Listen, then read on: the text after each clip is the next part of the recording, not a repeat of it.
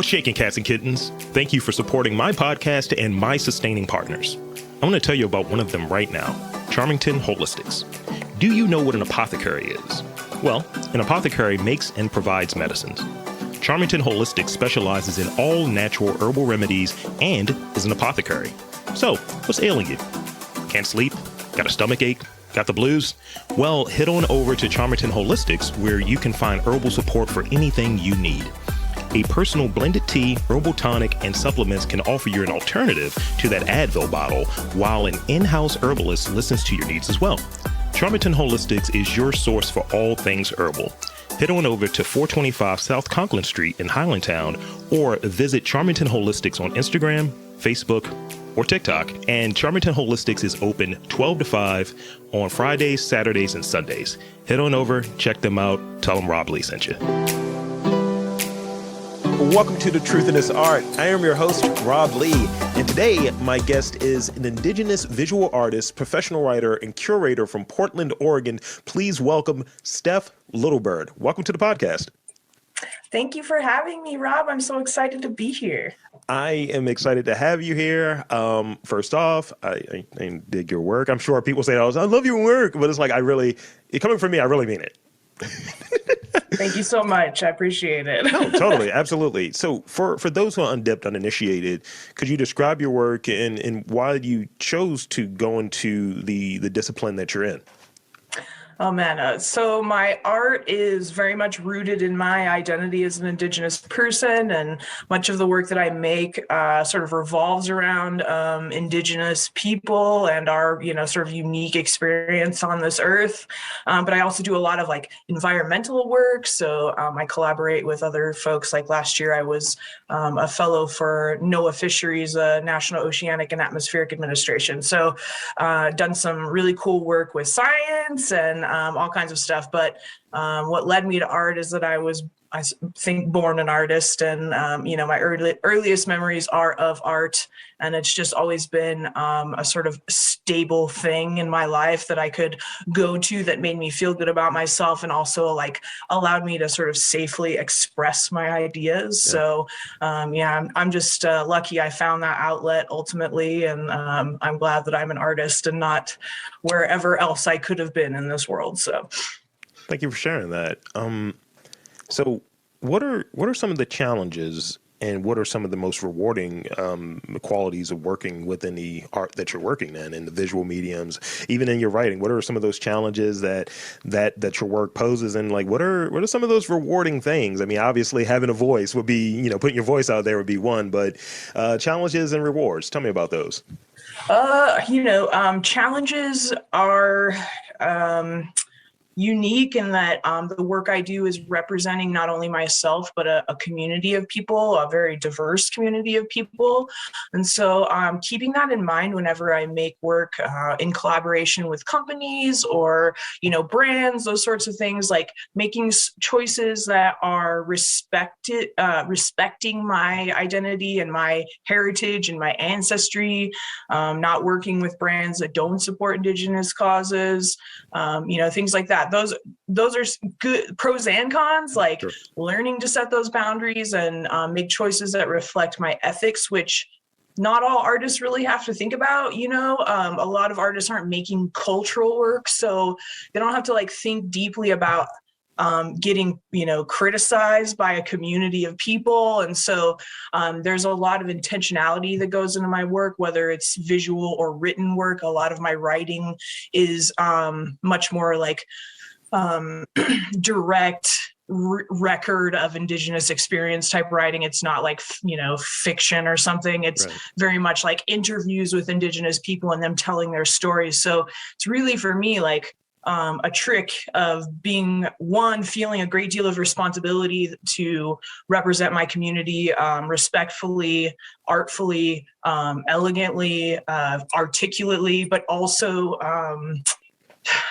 to be myself in all of those things and somehow find a place for myself and also amongst that community. So it's a balancing act all the time, but I feel really blessed to be able to create work that I do and be able to share those stories with people. So it's a blessing as much as it is a responsibility.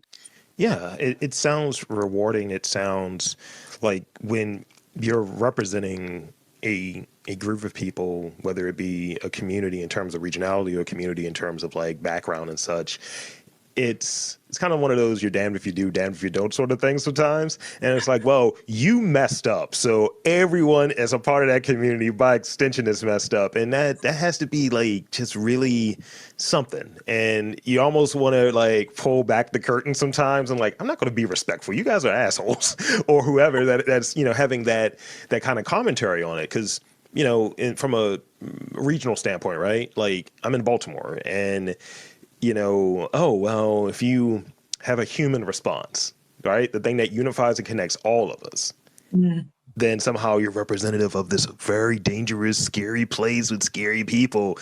And, you know, that thing can be a challenge, having that level of responsibility and kind of knowing the way that things work. And I imagine that's something that you go into anything that you're doing and like, yeah, I know how this works.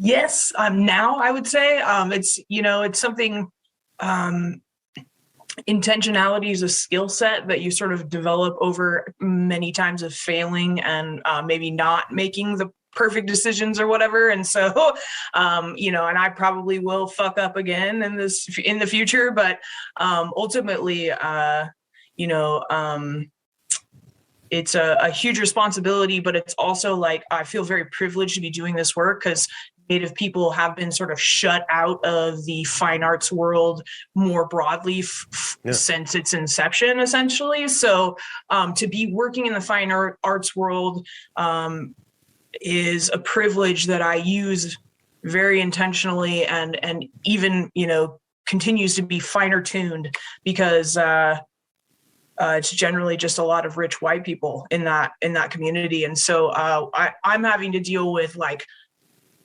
as you know, I'm sure, you know, like microaggressions constantly that you can't really explain to anyone if they're not really familiar with your own culture or community. And so there's a lot of things that are going on and nothing is ever perfect, but I move confidently because I know that my ancestors ultimately instilled in me values that have got me this far.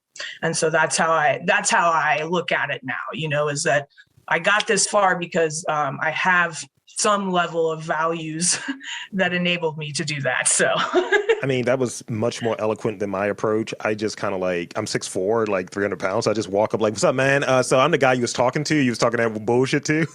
What's good? So sometimes I want to do that, but so about those grants.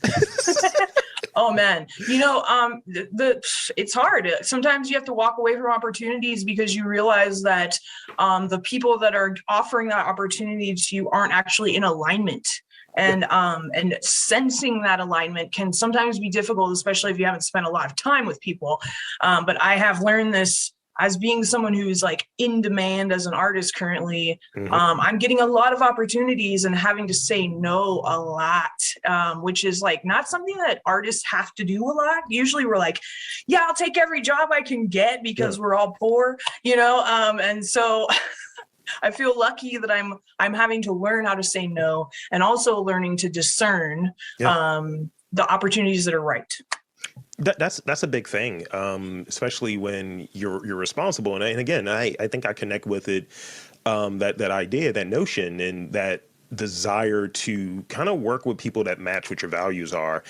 And you know, charismatic black guy. Oh, well, we can get ourselves over. We can look like we're down. We can look like we're in the zone and in the know. So let's use him as the face for it. You know, that's a thing that'll happen. And kind of what you were touching on, being in demand. And, you know, the unique spot I'm in, I have enough crossover appeal that I can talk to anyone. I can talk to Indigenous women out there in Portland. I can, you know, talk to people that are here that are, you know, doing the hood stuff. And it could be whoever and have a real, honest, genuine conversation. And authenticity and being tapped in out of like that's naturally baked in.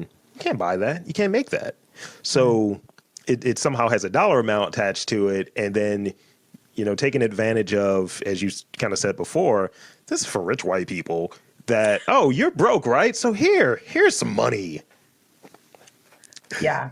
And you'll take it because you want the opportunity, right? You know, because we're historically excluded from opportunities as well. And so then we're, you know, in a way hungry for those things. But actually they can be really harmful if you accept those projects sometimes. And so that's something that not everyone has to navigate, you know? Yeah, absolutely. Being discerning is important. Speaking of which, and this just maybe ties to it, who do you partner with to achieve like creative goals? Is there a network or what is that network of people, if you have one, what does that look like? Is it more of a formal thing? Is it an agreement? Is it something that's fluid or organic? What does that look like for you? I feel really lucky to be an artist because it sort of comes for many of us with like a built-in core network of people, especially if you go to art school or whatever. It's basically like 4 years of trauma and indoctrination. And so the people that you survive it with, you will forever be connected to. And so after surviving that, the people that I made it through that experience with, like we share opportunities with each other all of the time. And if I think of, you know, an opportunity that wouldn't be right for me or my work, but would be right for somebody that I know, like I'm sending them that because that's like what we do as artists is like try to lift each other up. And that's also true of my Native community. So I'm in frequent contact with a group of Native makers specifically from my tribes. And so we connect on a bi-weekly basis and talk about whatever we're doing and share our poems or our work and do all kinds of stuff together that sort of like supports our own like processes as Indigenous people working in a world that don't necessarily like understand us culturally. And so, I'm very lucky that I have a creative network that is really broad in terms of the people that it involves and also really niche in that like I have these people who know what I am going through as an Indigenous person working in the fine arts world, and there aren't that many of us. And so I feel really that's probably the only thing that has kept me sane is my creative network, and I'm blessed to have them and tap them whenever I possibly can. That's great, and it's, you know, I've been working with one of my friends here, and we had this conversation last week, and we just kept going into a conversation about identity. Everything just kept going back to identity, and I think even in the conversation I had before, you know, hopping on here with you, of it's like, how are you connecting with the people you're supposed to be, and you know, what are you looking for in that network, that tribe, if you will, and how does that work? And you know, once you find your people, you know, whether it be through like growing through that whole like, this was rough, this is a rough 4 years, or coming from a similar place or having similar beliefs, you have to keep those things. And I've been trying to do my side of it with just like, I recognize like my friends, like, you know, from what I know, my circle of friends, Black guys like of my age groups, like, yeah, you know, we kind of just go on our own separate ways. I was like, let's just make a creative monthly meal. We get together, we chit chat, and we kind of foster that. And I was like, I can't leave it up to anyone. I just have to be the person that's pushing for it. And it takes that person to really try to foster a network with these like-minded people that have similar values, and, you know, trade off on these ideas, and trade off on like, well, here's a good opportunity for you. I think you should move on. I can connect you with this person. And that's what I try to do in like every area that I'm at. Like, we've never met. You're on a different side of this country or what have you. But it's like, I dug your work and I was like, let me reach out. And then you said yes. And, you know, that's to me, the building the foundation of some larger network. Mm-hmm. I do have friends out there in Portland, by the way. So, you know, just, yeah. Nice. I was going to say, I lived in Oregon my entire life until just like 2 years ago. And now I actually live in Las Vegas, but I do a lot of work in Portland still. So I'm there all of the time anyway. But I was like, if you're ever in town, let me know. I would love to meet you. I've never been to Vegas. So, well, you know. An even more interesting place than Portland. Look, here's the thing. I found this out one time. I don't like finding out things at sea. I was on a cruise and I just wouldn't stop gambling. And I was like, look, when you find out at sea, you're like, look, I can't get away from it. Even if I wanted to leave. You're locked on a boat. Yes, but then it was lower rent. I was like gambling with quarters. I was like, Rob, I think you got a problem, bro. They've still got the coin machines down on the old strip here, just FYI. See, look, this is how I'll go down and shut shit down. It's just like me living that weekend video. It's just like wearing a red. I mean, it's like everybody's got that something, and you touch it, and you're like, oh no, I probably should stay away from that because it will be too much fun. This is why I won't move. I really want to move to New Orleans, right? And this is why I won't, because all I'll do is drink and gamble. I shit and eat. I will be 1,000 pounds and destitute. It would be not good. So back to the questions. I'm just going off on a tangent, and that's actually where the real me comes in, not the like interviewer me. I love New Orleans, by the way. But anyway, this is great. I mean, as an Aquarius, right? It hits me on everything. Oh, that makes sense. Yeah, all of the sort of exciting things in one place, right?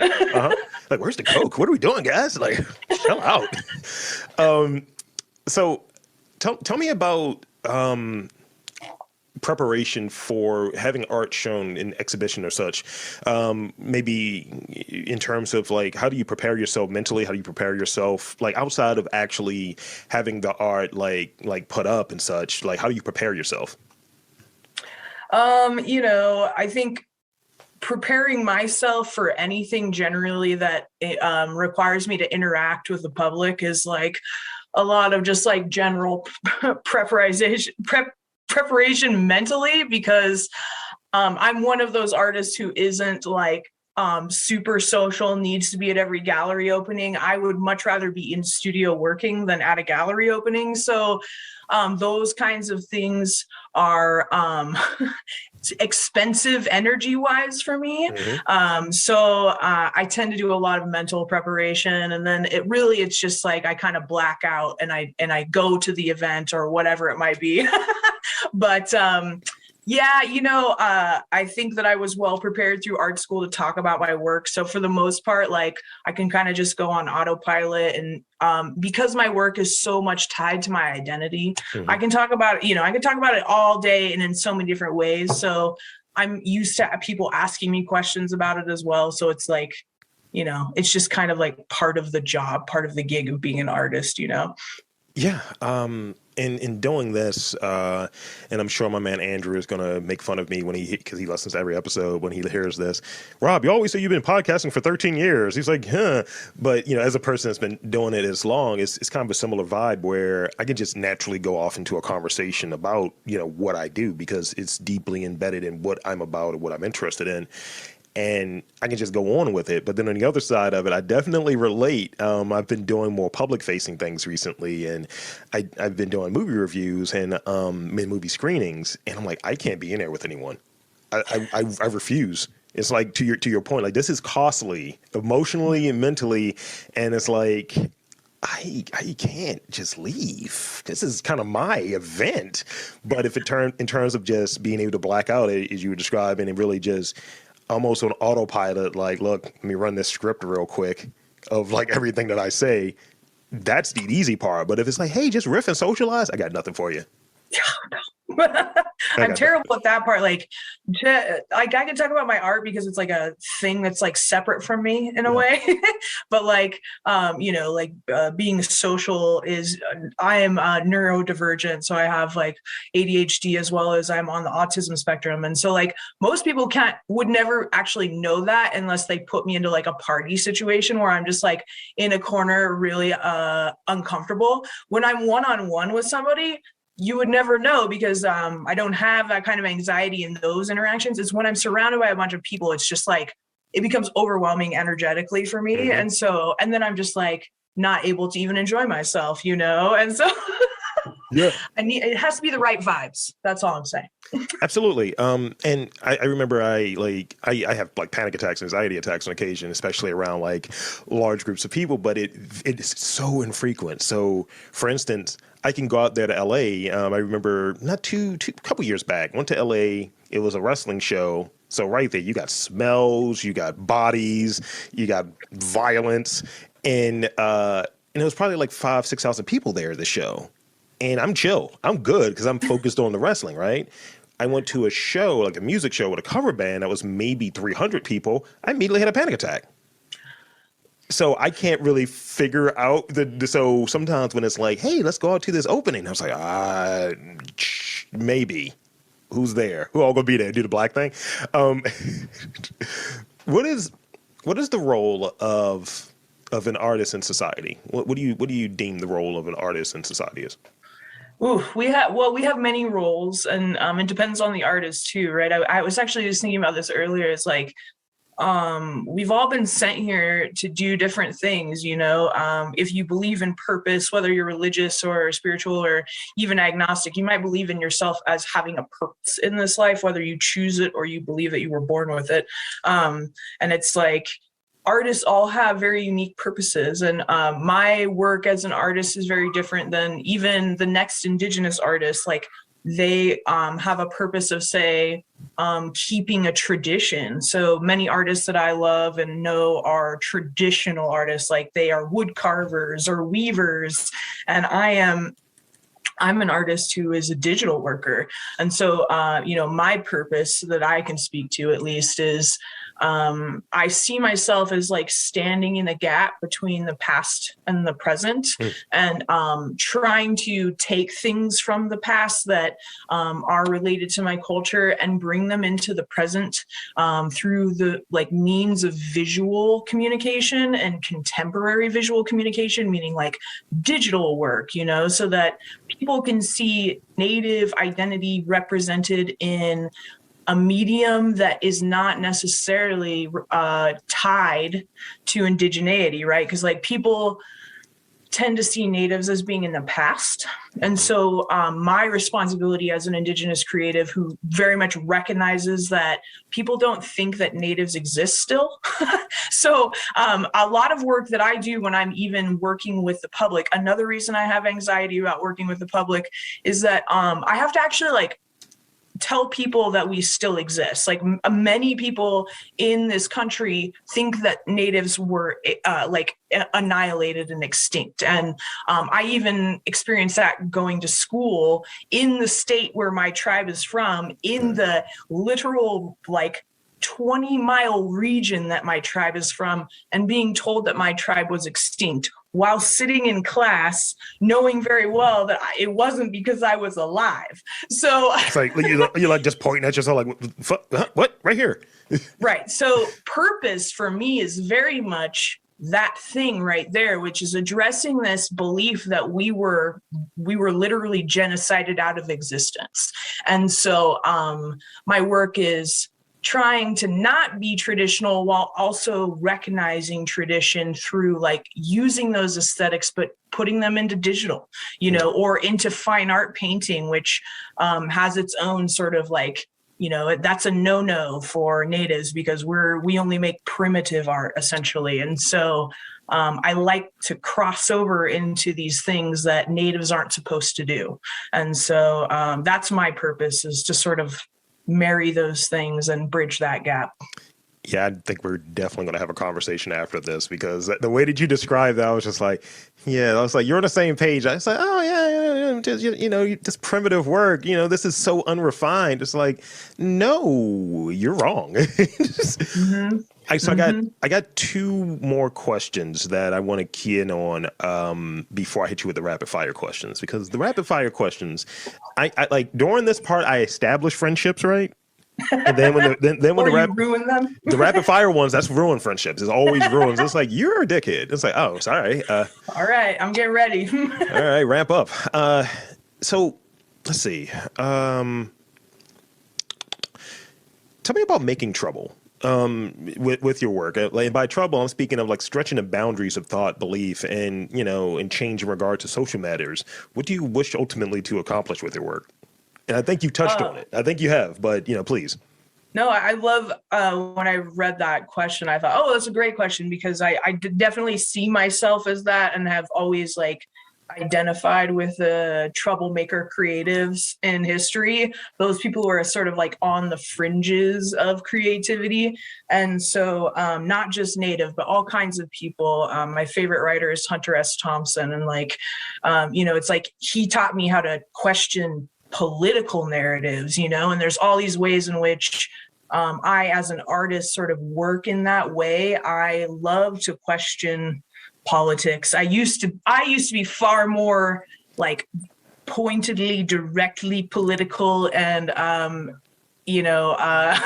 over the years have become more nuanced in those things. But I've also realized that there's a message in particular that I'm trying to communicate that I think is sort of like underpins a lot of problems that we have generally as a culture, like an American culture, which is that we see ourselves as separate from nature. And because of that separation that we feel or that we believe, it makes all of these problems like climate change, but also like all of these other things that we have, like poor relationships with the earth that are sort of reflected in the way that we extract resources, the way that we colonize spaces, the way that we believe we have the right to take things from the earth without worrying about its replenishment. Like there's all of these beliefs that we have that are actually sort of at the foundation of colonization and the colonial mindset, which says like, I can take whatever I want and I don't have to worry about how that impacts the people around me or the generations that come after me. And so the work that I do is very much thinking about those questions. And so I like the idea of showing people their connection to the earth and reminding them that they are part of the earth and not separate from it, because we can heal that connection. Because for me as an Indigenous person, I know that like that's part of my programming, and I'm very lucky and blessed to like know that I am directly connected to the earth, and like it is literally like keeping me alive. And the like non-native culture, which does not necessarily know that, and it's totally for everyone. Like natives don't get to just like have a monopoly on that feeling of connectedness. It is for everyone. And if we could heal that connection, we could transform the world and we could transform the way we relate to one another. Because if we were connected to the earth, we'd realize we were connected to each other as well. So that is at the basis of all my work, is reminding us of our connectedness to each other, because then we could, like topple these shitty ass governments and actually like do something with this world that's far more interesting than what we're doing now. So that's the, the giant utopian goal that motivates me. But yeah. Rebel. I like it. So this one actually is kind of funny. This is the last real question I have, but I think it begins the trolling question, and it's a good follow-up to that last one. If you could have a billboard with anything on it, what would it be and why? Well, it would be the motto that sort of underpins all of my work, which is "You are the land." And so all of the work that I do is to remind people of their connection to the land, and to remind you and I and everyone else who ever listens to this that they are the land, like they are direct appendage. And so, that connection must be healed in order for us to, sort of heal the connection to everything else. And so that would be my neon sign, as it were, if I was on Jesus Marrow. So nice. I love it. I love that reference too. All right. Now you get to not be my friend now, because I'm about to hit you with some rapid fire questions. I have 4 of them for you.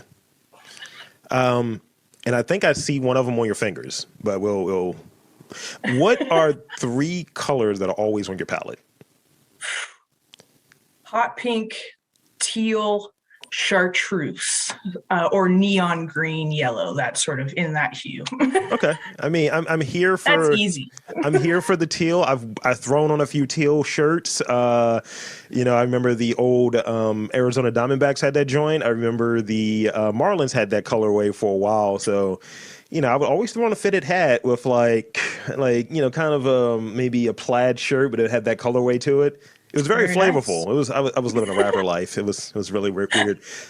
In terms of gems, I'd like to use this podcast in one way to maybe illuminate and highlight like things that people don't really know about. And, in a macro way, Indigenous folks are not extinct. So who are 3 Indigenous artists that you would recommend listeners check out? Just kind of showing some love to throw it out there.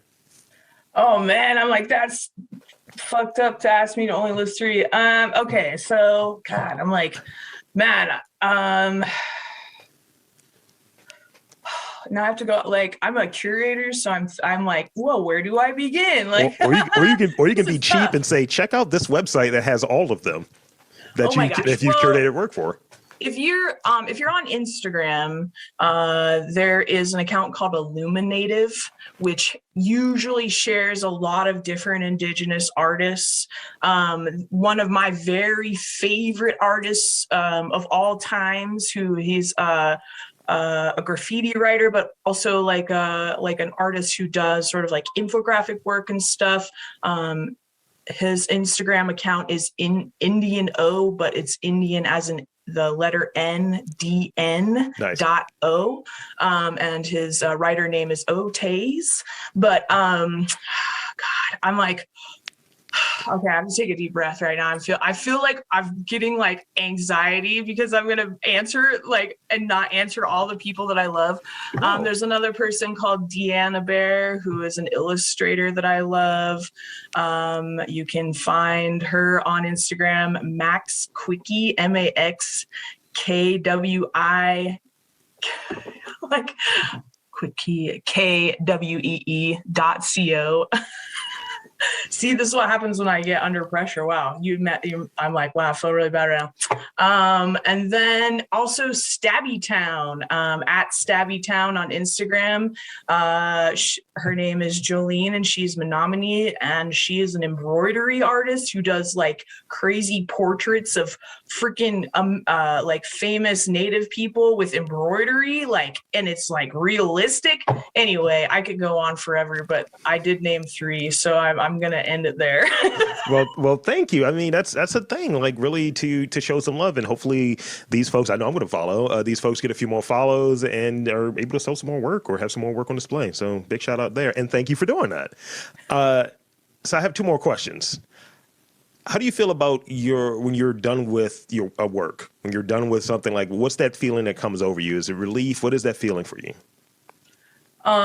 Relief is one thing. Like, I'm learning to celebrate when I finish things because I'm constantly working. So it feels like nothing is ever finished because there's always more to be done. But when I finish a project, like I really try to celebrate that stuff now because, as artists too, we are constantly like working and burnout is real. So yeah, when I finish like a big piece or a commission, I like go and get myself a fucking cupcake from the store and like, get myself like maybe a freaking bottle of wine or something and just like have a celebratory evening and be like, hey, you just made it through that shit, I don't have like a huge supportive family network or anything. So the work that I do is very much appreciated by myself and my community more broadly. But like I had to learn to celebrate myself so that I could even recognize my own value as an artist. So I really recommend that for people, especially creatives, is like learn to celebrate and count your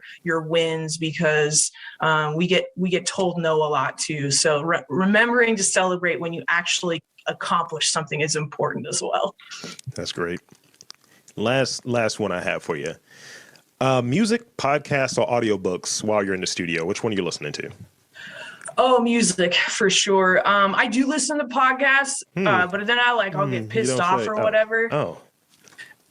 So anyway, but I listen to a lot of instrumental stuff just because like it's can kind of like let you just zone out or whatever. So my favorite band like of almost all times is the Budos Band, and they are also the band for Lee Fields, who Lee Fields and the Expressions. If you don't know them or listen to them, you should, because like Lee Fields is a freaking living legend, but the musicians for that band are also just incredible musicians. They're like old school legit musicians who just like love music. And so I love to listen to instrumentals, and so I listen to that a lot. I also love fucking like old reggae, lovers rock, ska, like the Origin, so I like listening to stuff that makes me feel good when I'm working and just gets you into the the mood of being creative. So that's pretty much it that I have for my real questions and my rapid fire questions. But I want to invite you to let us know where to follow you, where to check out your website, all of that good stuff. And thank you again for coming on to this podcast. This has been great.